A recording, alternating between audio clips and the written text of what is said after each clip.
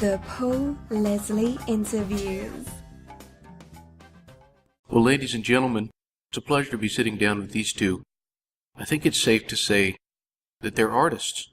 I want you all to meet Ingrid and Hamilton. Thanks Hello. for being here. Hello. Thanks, Thank you, Paul. So happy to be here. This is really exciting. Yeah, it's great to have you all. So it's Hamilton Graziano Yes. and Ingrid Alli. That's correct. Mhm. 2 L's. 2 L's, okay. So what does that mean, an artist?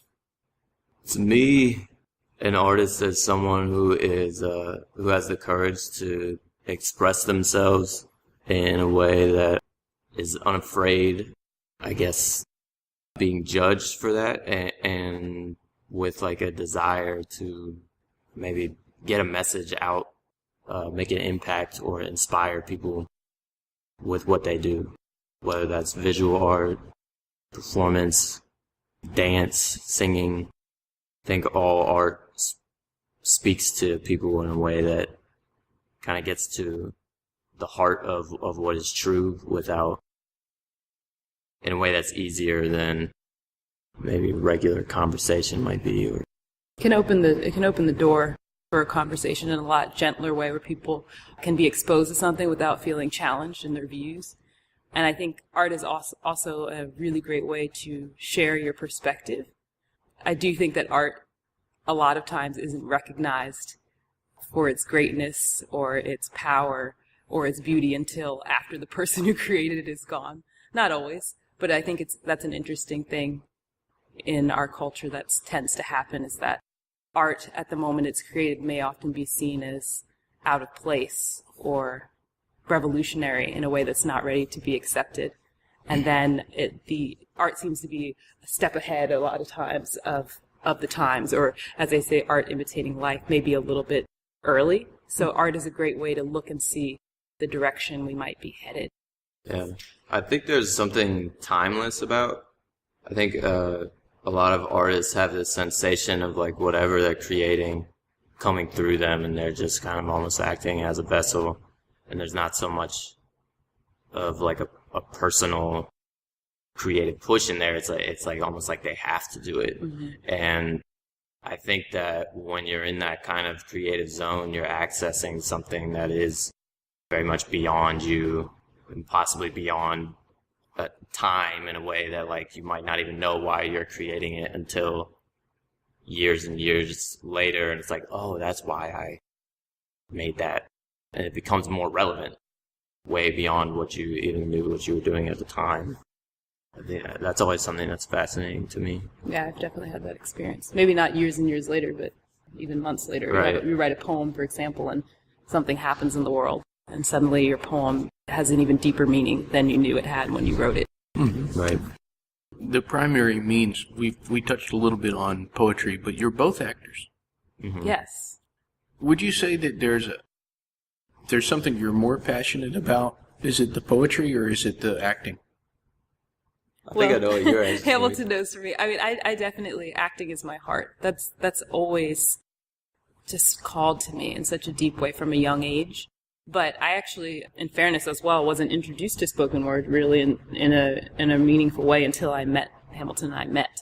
And I kind of got him into acting. So spoken word was a fairly new world for me. Whereas writing, though, was also something I'd always done. It was very natural. I tell people, like, journaling, I believe, saved my life, literally. When I went through my dark night of the soul, my depression, things like that, I mean, really writing was a savior for me. So it was kind of a natural transition where Hamilton had seen some of my journals and was like, hey, do you write poetry? When we first met. And I was like, oh, I write, I just write about things. And he really encouraged me when he saw some of the things I was writing. He's like, you need to share this. This is something that would be worth sharing. She had like full notebooks, just full of really brilliant writing. She's like, oh yeah, I can write here and there. But I don't know. For me, I don't really see like I think the lines between acting and poetry, in particular performance poetry, like we do with the spoken word, are very blurred, and I don't necessarily see much of a distinction between the two personally. I felt like it was a very natural transition coming from like a stage poet into like film and television acting and even like theater acting. there's so many theater elements that we learn as a spoken word poet when you're in the competitive world. But also it's just at the core, I think both are really just trying to authentically express truth in a way that's almost more real than real life or regular life, in a way that is more, I guess, intense than what we're used to doing. I guess maybe not in all cultures worldwide, but in like the culture that we live in, it's not normal to like really stare someone in the eyes and just rip your chest open and just really reveal your heart and what's really like at the core. And I think that poetry and acting demand that in a way. And like the most compelling performances are people that are just willing to just go there and do that, and that raw vulnerability is what is attractive about both.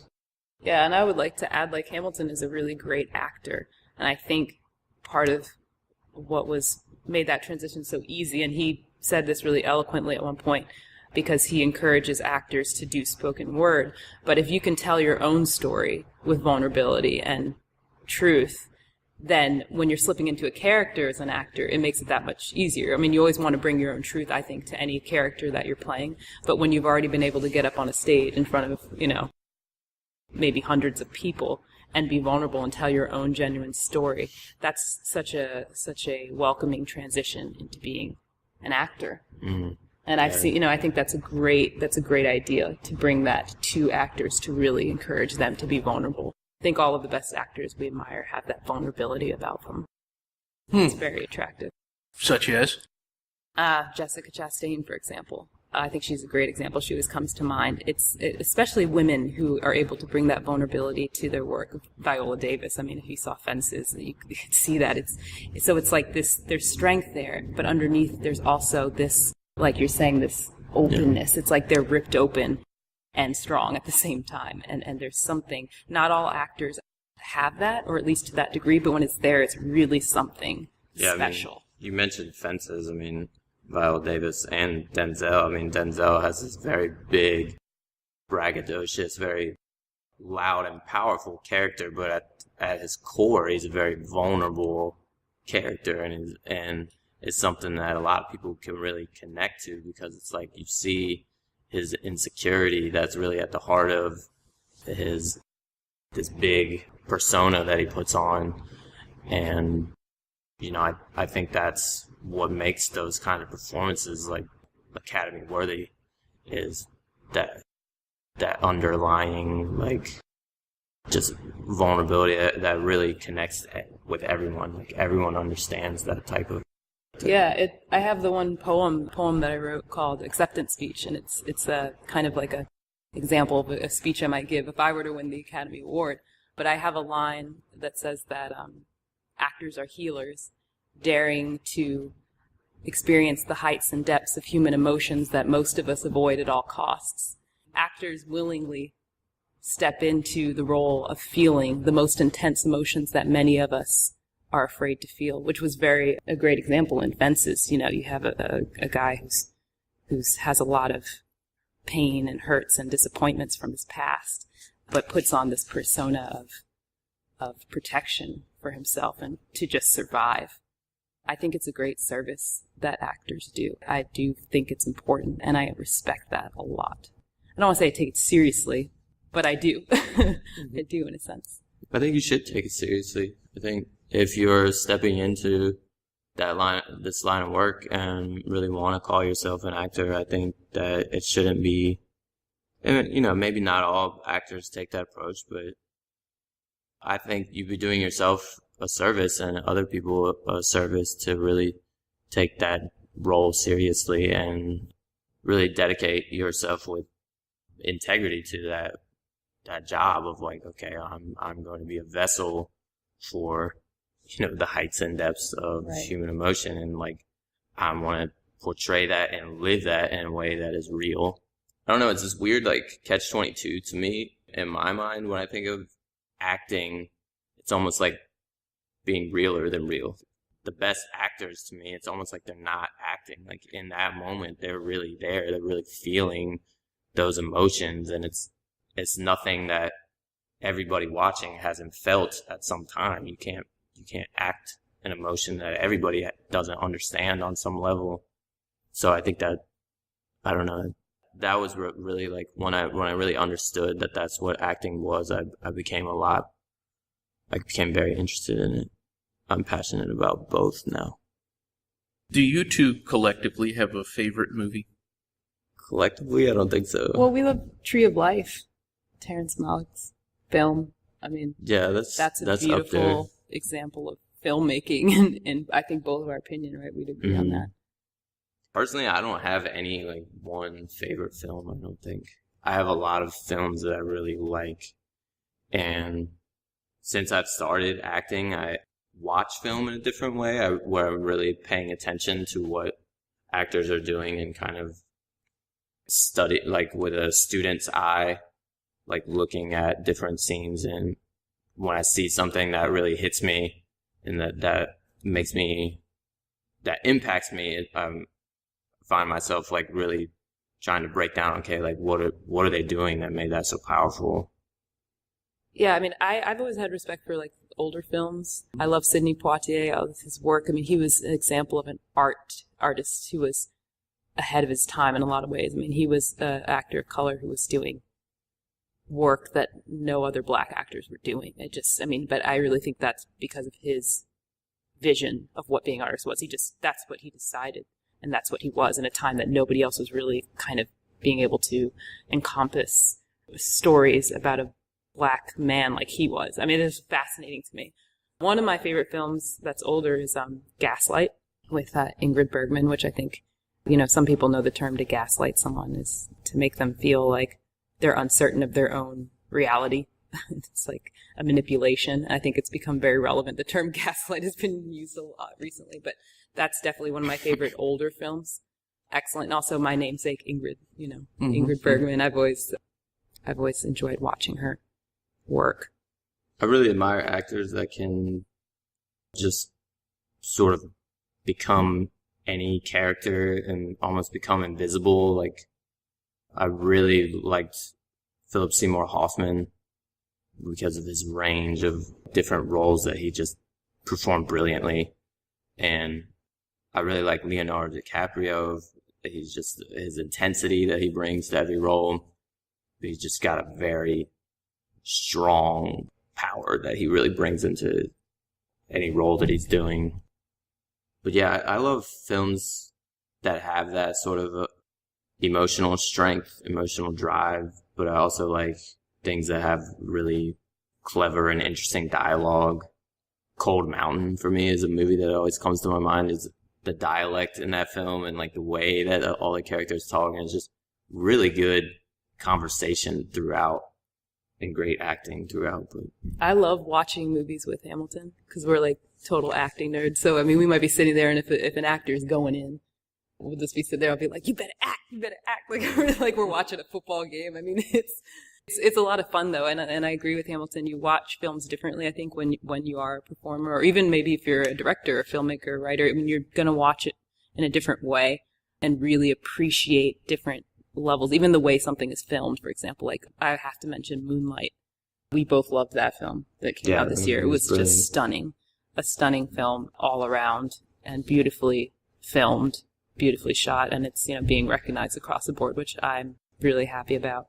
It's just fun. It's fun to watch movies with them, watch television, or we don't have TV, but watch Netflix. And it's the same way I watch like spoken word after coaching the national like college spoken word poetry slams and stuff. I can't go to an open mic or a poetry slam now and not be like in my head, be like, oh well, maybe we could add these kind of theatrics here. Like I'm constantly analyzing performance pieces that I see in spoken word now from like a coach's standpoint.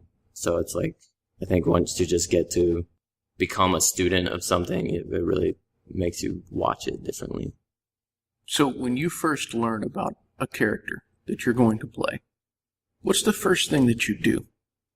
For me, I think the first thing I do is just sort of as I'm reading the script, I'm trying to put myself into that person's shoes.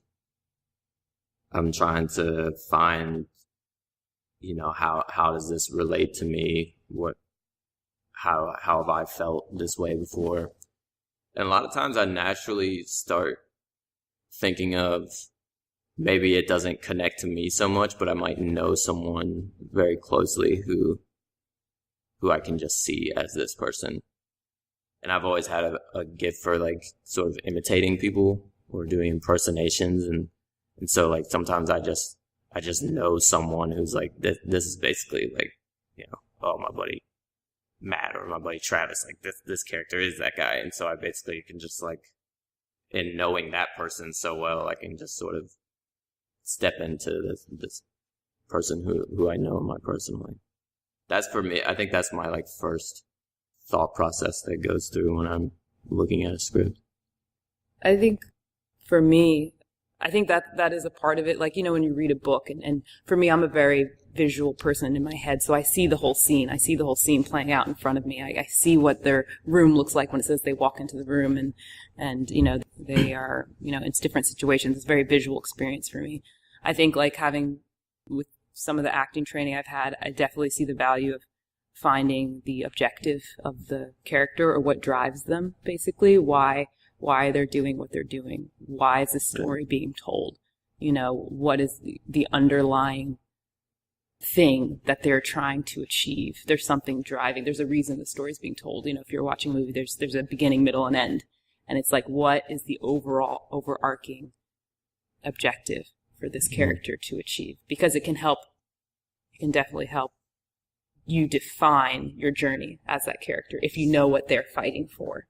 And when the script is written well, it's not spelled out for you in the script, like what's at the core of what this person is really trying to get at. And that scene is very seldom like blatant or in the text. And so it's kind of like, I think that's always the fun part of initially reading a script, is like reading in between the lines of like, okay, like they're having this conversation about baseball, but like what's really going on in this conversation between these two people? And that's sort of that process of like, okay, what is the objective here? Like what does he want to get from this friend of his or his mother or his father at this particular time? Right. While they're talking about something totally different, And why different actors would play the same character in a completely different way. They may have a completely different approach to what is driving that particular character. And that's what makes it cool. Even with plays, I came up in theater. I have deep respect for theater. I love theater. And getting to see the same play done by different directors and different actors, it can be a completely different play. I mean, that's why Shakespeare's still being done now and still being renovated and innovated in so many ways.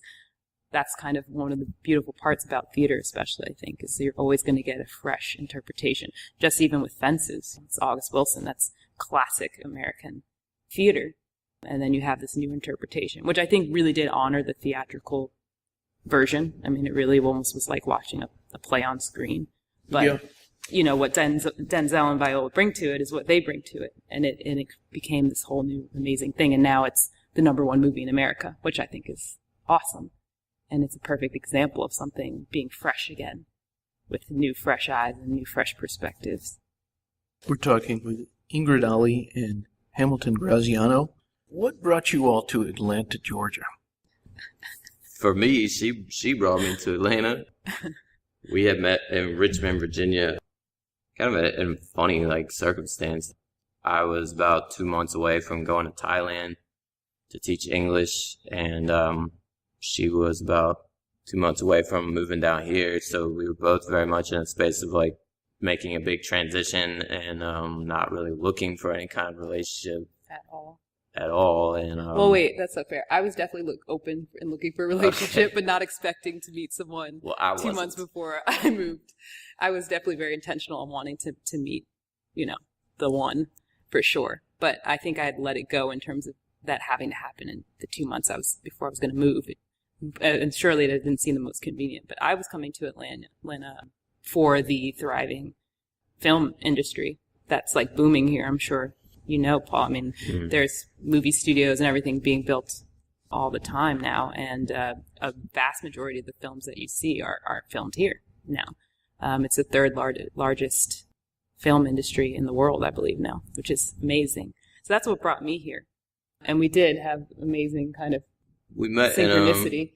We met through a mutual friend of ours, who's sort of like a very close friend, also kind of like mentor figure for both of us. And she facilitates meditation classes and some other workshops in Richmond. And we met in one of her meditations, actually. And sounds so cheesy, but like we've sort of like had this moment of like they're ending the meditation with like a circle, and you're asking everyone to make eye contact if you felt comfortable with everyone in the circle. And like we didn't really make it all the way around the circle, because when we made eye contact, it was just very like jarring kind of moment of like, wait a second, like I know you. It's like a recognition. And the intent of that meditation is to allow yourself to see and be seen. It's very vulnerable, once again, as an artist. Like, we could appreciate that. But he had actually been doing a class that she was doing for weeks already with my parents. So he had known my parents before I knew him. We kind of came together, and there's just this undeniable connection. And so, after the 2 months, though, we date and have this, great connection, but we go our separate ways, and he goes off to Thailand.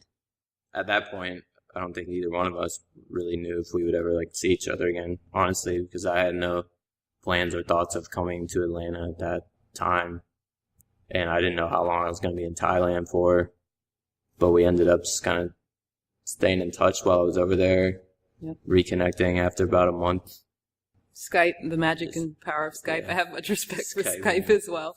And Paul, I think, I did end up going to visit Thailand and visit Hamilton there, and it was amazing. And we just reconnected. And at some point, it was kind of like, maybe I'll come back to Georgia. At that point, when she came to visit me, I was like, okay, well, maybe there's something. It became something more than just like this very brief and amazing like connection and relationship with this person that, I was at a place where I was willing to just let it be that, and not trying to be like attached to something that maybe necessarily wasn't supposed to be long term. I was just, and I think part of that, us having that brief period of not knowing if we would ever see each other again, really allowed us to like not have expectations and just really be ourselves and be real with each other in the short period of time that we did have there. I think that brought us closer together in a lot of ways. And not only that, it actually birthed our artistry, because through kind of a half joke, Twin Soul Poets was born. We would write poetry to each other, again, so corny, but I mean, we did. We wrote each other poetry and letters and different kind of musings of life. And through that process, I think Hamilton said, what if we did duo poetry group? He'd be like, Atlanta wouldn't be ready for that, something like that. And it was just this joke that has actually become this real thing now. I mean, we've performed in a lot of places now. We have some recognition in the poetry community. We won an award for one of our poems, and it's just from our like willingness to kind of see where this whole journey would lead. And it's been an amazing journey. We've come together as artists as well. I never imagined that in my relationship I'd also be working with my partner, but it's been And I never fantastic. imagined that those poems that we were writing back and forth to each other, we'd be like sharing them with audiences, Yeah, and putting them together in a book intimate. as well. We're working on a book. We've got a proposal drawn up, and we've reached out to some other authors who are interested. And right now we're trying to get a literary agent, and trying to look at putting something together for our story, because a lot of people seem very interested in our story. I mean, there's lots of little intricate things that have been fascinating. My dog's name, for example, our family dog back home, his name is Hamilton. I think you know this. He's a little French bulldog. He's amazing. But I named him, I want to say a year or two before I even met Hamilton, and it's just not a common name. Maybe it's more known now with the musical Hamilton. But when I first told him that my dog's name was Hamilton, he just had this look on his face like, are you serious? It's just so weird. And it's just like one of the many weird synchronicities and things about our relationship that just over and over again, it's like, okay, like there's something right. there. If you ever needed a sign like, that this was right. I mean, we've had hundreds of them. You guys were talking about this meditation class. Mm-hmm. Okay. And then you were saying that the teacher was telling you can look around the room and look directly into someone's eyes, and if you're comfortable enough, because it can be intimidating to do that. A lot of people are afraid of doing that. But you two, you were doing this, and did you feel completely comfortable looking into each other's eyes like that? Yeah. Yeah. What did you see? I don't even know. I saw you, and it was this person that I'd never met before, but it was an overwhelming feeling of recognition on a very deep level, like almost like that's my best friend, that's my like lover, that's my like I know this person better than I know, almost like myself in a way. Yeah, like, that's what I was gonna say. I felt like I was seeing me in a kind of, maybe this is getting very deep or something, but I mean, it did feel deep, it was almost more so than what I saw is what I felt, and it felt familiar. Like it felt like this familiarity and this excitement and this like homecoming, all in one moment. And I think it's worth saying that like she was actually teaching a class on creating positive relationships and nonviolent communication. So the class that she does before all the meditation she was doing was about creating great relationships, whether they be, romantic relationships, partnerships at work, family. So it's learning how to use communication she basically says that everybody has the same needs, but the ways of achieving them are different, and that's what causes conflict. So bringing awareness to that.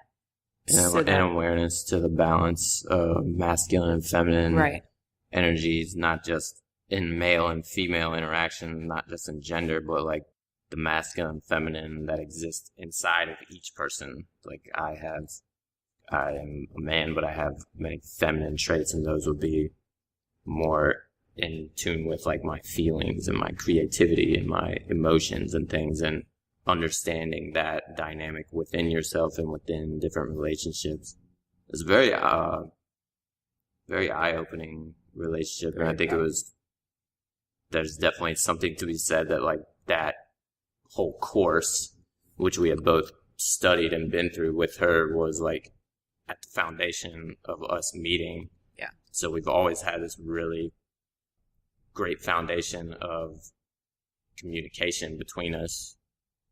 Even if there's like a conflict or something we disagree on, or like something hard that we're dealing with, our ability to communicate that to each other in a way in general is very strong. And getting better all the time. Not to say we haven't been through some stuff, because we definitely haven't. It'll be in the book. We wrote poems about it. But I mean, just we have a commitment to grow that's very strong. So even when we go through hard things, which we've been through some hard stuff, but the commitment to growth is really sincere, and we've talked about that, and I really trust that, and it feels really good knowing that that's at the foundation.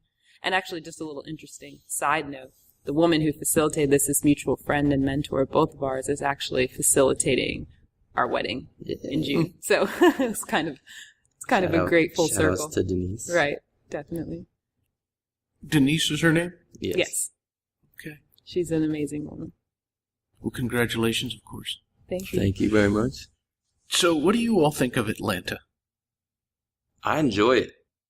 I kind of came here on a whim, like I was coming back from Thailand and not really sure what I was going to do moving forward. Part of me wanted to continue traveling, continue teaching abroad. Pool was too strong. Yeah, but I was like, I knew that I wanted to see her again. I knew I wanted to be with her, and then I went home to Richmond for a while, and then I knew I didn't want to stay in Richmond. So it just made sense for me at the time. I was like, well, while I'm figuring things out, I'll come just kind of be close to you in Atlanta. And I was actually volunteering on some farms around the area. But for me, I think Atlanta is very much not what I expected, being a city like in Georgia and in the part of the South that's very progressive. It's so much more like diverse and kind of like forward thinking that I would have thought coming down here. And I don't know, I think it's an exciting place to be right now, especially with all of the film industry really exploding like it is right now. It feels like there's so much opportunity, and it's like right on the cusp of something even bigger going on. As an artist, that's a really exciting place to be. I thought Atlanta was going to be warmer than it is. I had this, I don't like being cold. It's just not my thing. So like I thought moving further south, because we're from Virginia, was going to be warmer. I mean, I knew the seasons would happen, but it still gets pretty cold. It's pretty much very similar weather there to Richmond, Virginia, where we're from. Actually very similar. It almost, in a lot of ways, is like a larger Richmond. So Richmond is a very cool city. I think if Richmond had the same opportunities that Atlanta does, or had the same kind of explosion in the film industry, I probably would have stayed there. I mean, it's a great city, but it just didn't have that for me as an artist. It just wasn't going to be able to fulfill the opportunities that I was looking for. And that's absolutely what brought me here. I think it's interesting that it's very hard to meet a local here. I mean, just the vast majority of people that I meet are from somewhere else, which to me shows that it's definitely very much of a melting pot city. I think there's a lot of history here, which I like. I really am fascinated by history. I think that there's a lot of challenges in Atlanta in terms of how the city's going to grow without leaving people behind. That seems to be very much at the forefront. You have that huge stadium that's being built, I think, and there's a lot of concern around that. There's some people who are not for it, just for the reason that it may put people out in terms of costs going up in the area. So I think, like any big city, it's got its challenges. It's somewhere for, like, traffic is crazy. Everyone knows that. Yeah, Atlanta traffic is insane. But it's definitely, I mean, we live in Virginia Highland. I really think that's a nice area to be in. It's central. There's a lot going on. There's like a festival every week in Atlanta, which I think is great. Always something to do, even though we're like introverts and have to really push ourselves to go and like do things. But when we do, we always appreciate it. And there's a lot of interest and a lot of cool things going on. And right now, it's the place to be. What inspires you all? Integrity. I'm so inspired by someone who has personal integrity. I don't know if there's anything that inspires me more than that. And I guess by that, I mean truly does their very best to walk their talk. I try. I'm not perfect, obviously, but that's just, from a young age, that's been deeply important to me. So I'm inspired by people who do that at all costs. You see a lot of artists who do that, who you hear, a movie comes out, this big hit, but you find out they were working on it for like 20 years to get it made. I don't always think art has to be a struggle. I also want to say that I think it's important to kind of not always subscribe to the starving artist idea. Mm-hmm. I have a whole poem about that as well. But I do admire commitment to truth, to self. I think that would be a very powerful way to bring about a lot of the change people are looking for right now. And the togetherness is to prioritize inner growth first, inner integrity. I don't know how you can expect others to be becoming better if you're not first looking at that within. So that's the first thing that came to mind. That inspires me as well. I think that's what has always drawn me to spoken word poetry, is that I think more so than any other art form that I've seen, it demands integrity and it demands honesty in a way that I haven't seen in other performance art. And just like in a national competition, usually the people who are scoring the best and who are affecting audiences the most are the people who are just being the most completely, unashamedly, most courageously honest, really revealing themselves. That was just from day one, before I even knew what spoken word was, and I saw some of the young kids on like Brave New Voices on HBO just performing and doing that. It was just, it inspired me really, really intensely, and I was just kind of hooked on it. I was like, I want to know more about this. I want to go see it. Some of the first open mics that I went to in Richmond, when I just started Googling like spoken word open mics and stuff, I just saw some really incredible poets in Richmond doing that and telling their own stories of coming through challenges and really hard things in their life, in their personal lives, and also speaking on larger issues in the political world or other things, speaking for voices of other people that have been oppressed or sort of had their rights taken from them or something done wrong, and these people may not have a voice to tell their stories, but like these poets were doing it for them, and that was just incredibly inspiring to me. And I think poetry has kind of served that function throughout history as like sort of the voices or the spark that ignites like fires of change. When something, I think poetry is going to become more in the forefront in our society now, when there's such a mass amount of people sort of stirring around, wanting to do something, wanting to change what's going on, but not really sure of how to do it.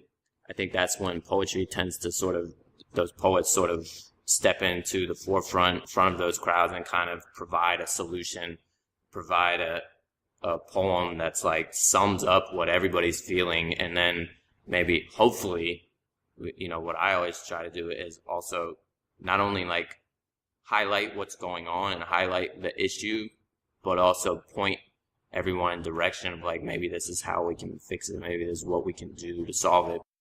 It's like the idea of like the MC to move the crowd. It's like there's this huge crowd of all this energy of like wanting to do something.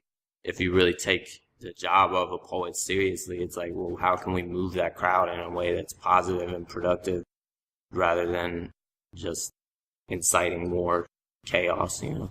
I think that's important as an artist. If you're going to highlight some kind of pain or problem or need for justice, it is important to also offer a vision for a solution. Because I do think that something that can tend to happen in the poetry community and other art communities is that you just kind of lay this thing out there, this bleeding thing, and leave it there. And there's no direction for how to heal. It's like, you know, poets can really, like, you know, I think they do the same thing that actors do, is like almost becoming a vessel for like these emotions, and like somebody can get up there and really just have that rage of, like, you know, if there was, I'm trying to think of a particular piece. Well, it's the line in the same poem I had mentioned earlier. I say that, you know, this is not directly quoting, but when you watch a performer, you get the catharsis that need only be earned by watching them perform. There's something awesome about going to see a film, and especially one that's relevant to the times, and then walking out and feeling a little bit more hopeful, or a little lighter, or a little more compassionate, or deeply touched.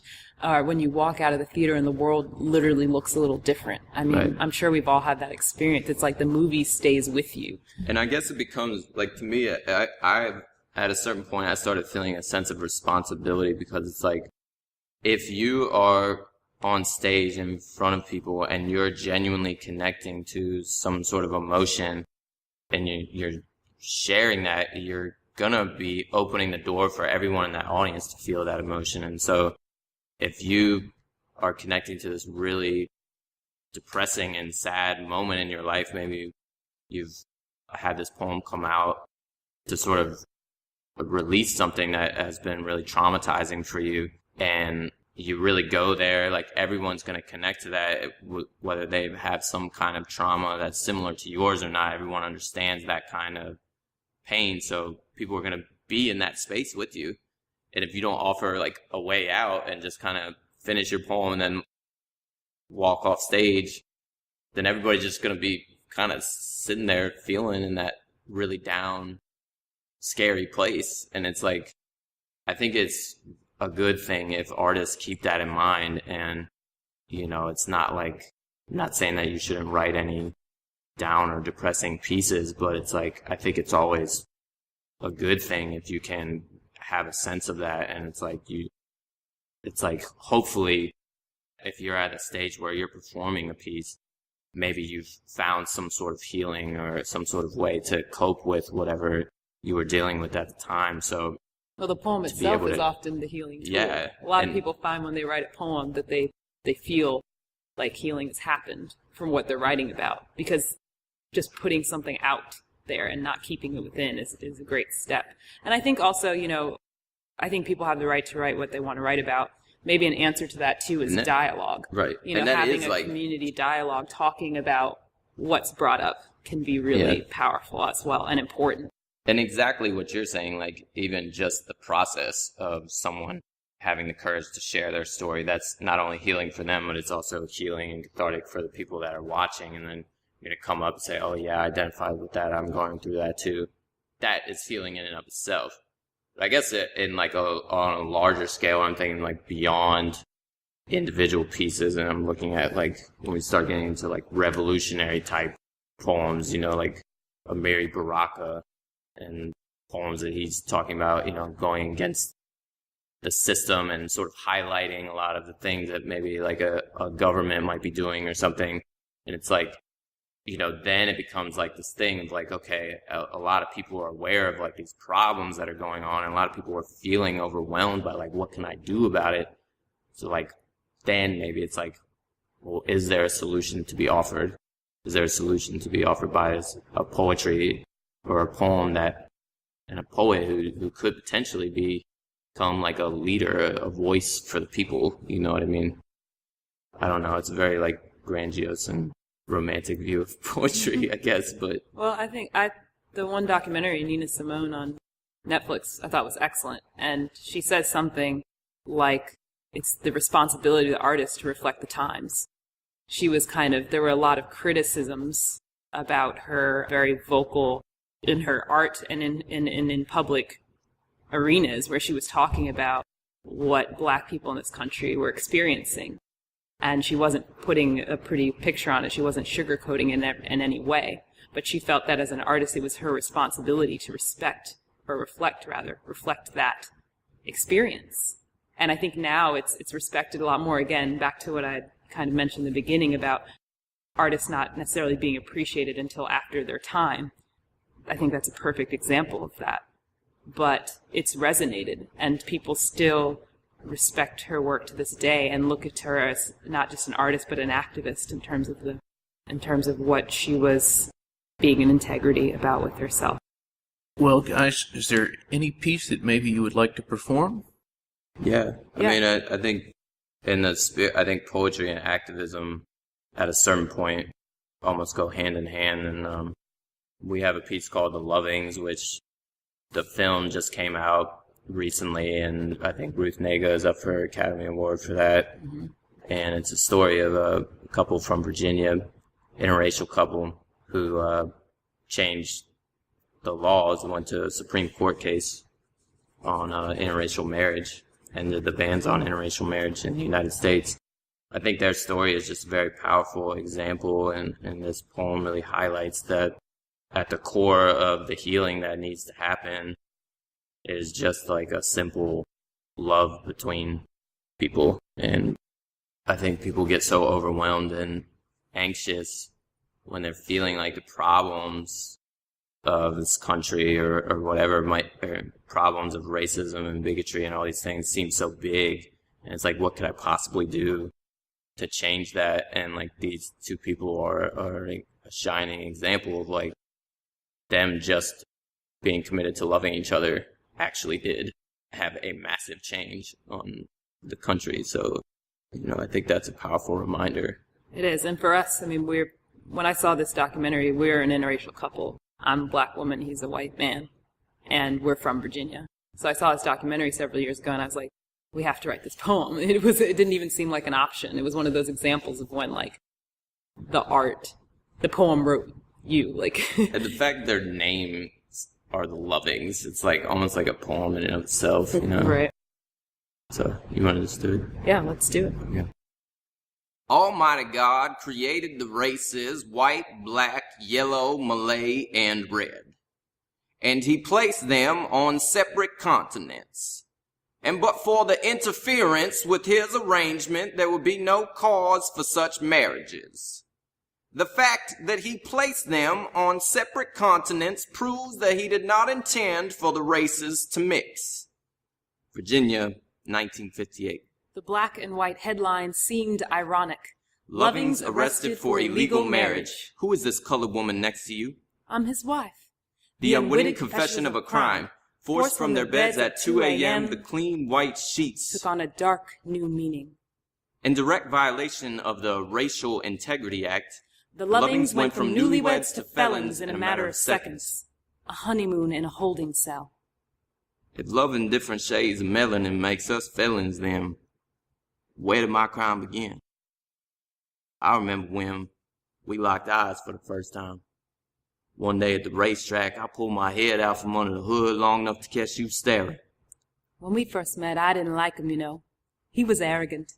But I got to know him, and he was a very nice person. My heart got to revving loud in that supercharged engine. Ain't no sense of even considering race when your heart racing like that.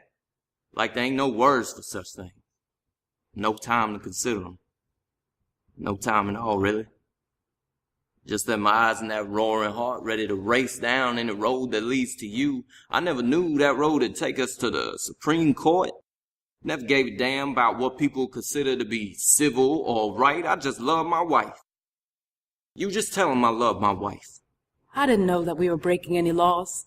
Didn't know that a day trip wedding to Washington would become 9 years of trying to get back home. I never imagined I'd be sneaking back to visit my mother for Christmas, or that my children would become evidence in a trial. It is not infrequent that the children of intermarried parents are referred to not merely as the children of intermarried parents, but as the victims of intermarried parents, or as the martyrs of intermarried parents. Feeling like we might as well have been sentenced when the cinder block walls of D.C. felt like a prison to me. I couldn't stand it, being forced to live a life in the shadows with a man who was truly the light of my life. I had to do something.